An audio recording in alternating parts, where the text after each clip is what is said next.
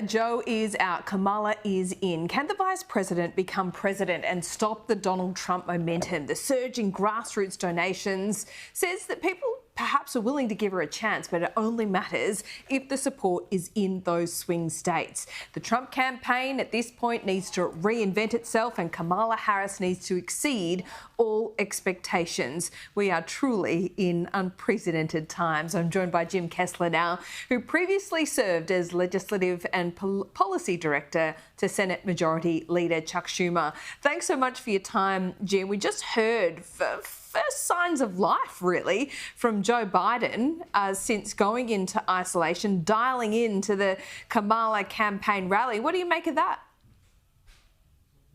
This was a very good 24 hours for Kamala Harris. Joe Biden drops out of the race. I think for Democrats, like, they're exhaling after the debate performance at the end of June, really a feeling that Joe Biden could not win this race. Harris came out of the starting blocks very strong, raised a lot of money, showing youth and vigor. And then Joe Biden chimes in and, gives her a pat on the back.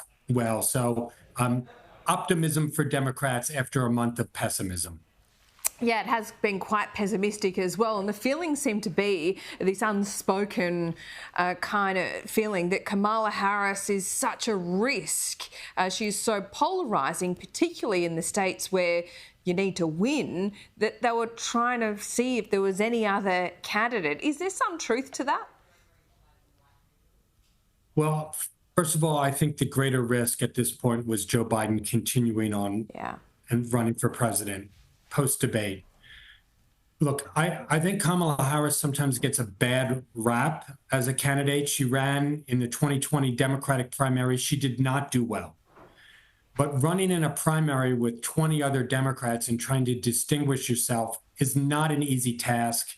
Running against Donald Trump, it's not easy, but it's simpler. And in the last 3.5 years, it feels that she's grown as a politician that can appeal to all of the nation. Look, it's going to be a real test for her. I don't want to, kid anybody about this, but she started off very strong, and she's the only candidate in the race. There are also third-party candidates. She's the only candidate in the race under the age of 70. And that means something too. Yeah, I saw, some commentary talking about the first time a woman in her 50s is being described as the young candidate, or the youthful candidate. And I tell you what, that is great to see, if nothing else. But what are the risks with Kamala, particularly when it comes down to those 6 or 7 states? Can she appeal to those independent, or as we describe them here in Australia, swing voters? Yes. So this is what needs to happen for her. These states, it's a close race. She needs to do better than what Joe Biden was doing right now with young voters. I think she can do that.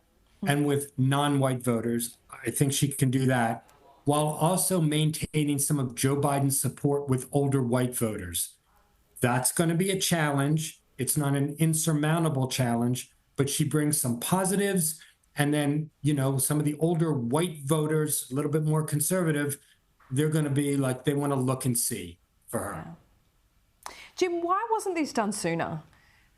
We could see the president has been struggling for quite some time. Do you believe it was him personally digging his heels in, or the Democrat machine around him trying to keep him where he was because they didn't want to consider the alternative? There's really no Democratic machine anymore. That's from the old days. Joe Biden got elected president in kind of an upset. In the Democratic primary, he won. People thought he wasn't going to be able to do it. So he kind of upset the establishment in that way, then won the presidency. Ultimately, in the United States, if the president decides he's going to run for re-election, he can run for re-election. And it's really his decision. And of course, there was a Democratic primary, but nobody ran against him because it's very, very hard to run against an incumbent president. So, look, I think there was feeling among some Democrats that he would say, I'm a one-term president. That's what I expected to hear from him. But about a year ago, he said, no, I'm running for re-election. And then Democrats were like, okay. Yeah. Well, if he's winning, there's not much we can do. Well, I mean, he did all right in the midterm, so you can understand the thinking there. But from my perspective, as I sit here, Jim, I mean, him staying in the presidency for as long as he has, with his, mistakes, his cognitive decline on display for the whole world, it seemed to have undercut the power of the president, because the inference there is that the president clearly hasn't been making all these calls alone. His staff or the apparatus around him have. What do you think that does in terms of, the US reputation in the rest of the world? Let me make his case for you here. Okay. So he had a remarkable first term in which he passed legislation that people didn't think was possible. And you don't do that by accident, and you don't do that simply with your staff. So he had a remarkable 3.5 years, including overseas rallying NATO and others against Putin. So it was very successful, did well in the midterms.